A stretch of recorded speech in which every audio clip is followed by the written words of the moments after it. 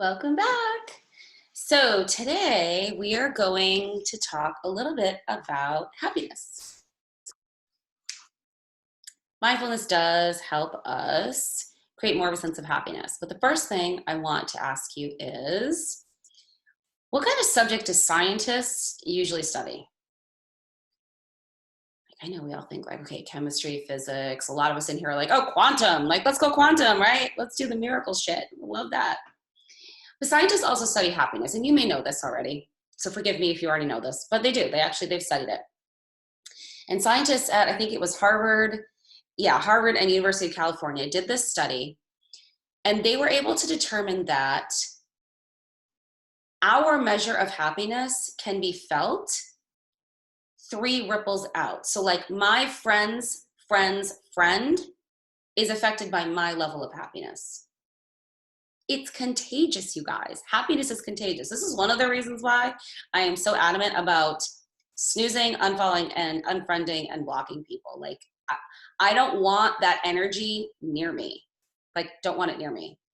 So another reason for you to not feel guilty about getting rid of those people, getting them out of your sphere, because literally it can affect you, okay?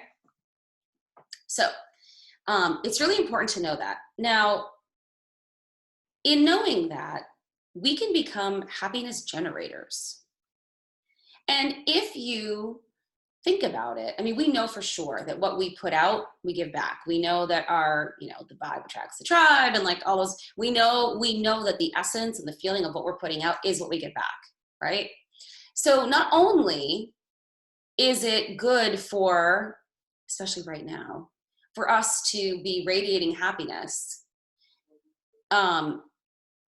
for the rest of the world, but it's also important for us to do it for us, because the more that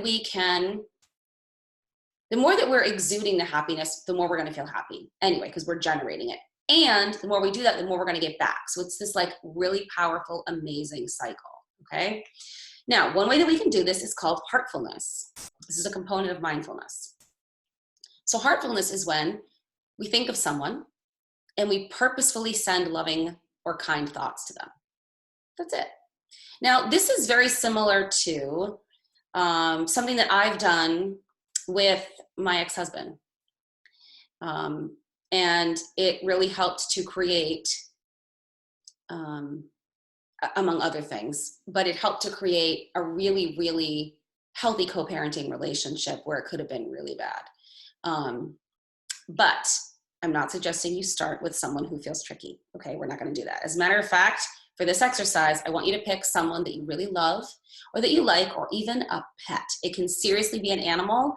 Oftentimes, that's a great way to start because animals don't like make us angry like humans do, usually. But you pick someone who's easy to like, easy to love, okay? And so what I want you to do is get an image of them in your mind.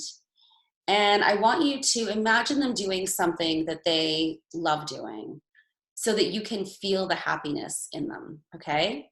So get that image in your mind. And I am going to say several statements that is wishing them well.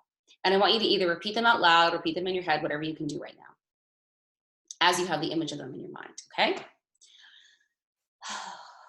I wish for you to be healthy. I wish for you to be happy. I wish for you to be peaceful. I wish for you to have joy in your life. Imagine that the person can feel your wishes, because they actually can. Imagine how that feels for them. And how does that feel for you, knowing how they feel? Does it feel expansive to you? Do you feel your heart chakra opening? Isn't that remarkable? It's remarkable. So this is another tool in your toolbox. We have sound, we have breath, and now we have heartfulness. And I like to think of heartfulness as something that we could do every day anyway. I try to remember to do that. Like, I send heartfulness wishes to all of you guys. I send heartfulness wishes to all of my clients, to my kids, obviously. And I, because we could go crazy, right? Like it could be a long list and it'd be like lunchtime. We'd be like, I got stuff to do. I like to just say like, I phrase it, I send pink light and love. That's just my phrase for it. And then I name my 3 kids. And then I say, and everyone they love.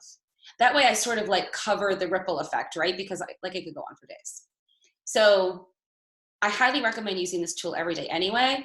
But for the rest of today, as our mindfulness tool of the day, I would love for you to do that. Like pick a few different people that you like or love, that they're easy to like or love, and just do it throughout the day. Like maybe pick 2 or 3 people and give it a shot throughout the day.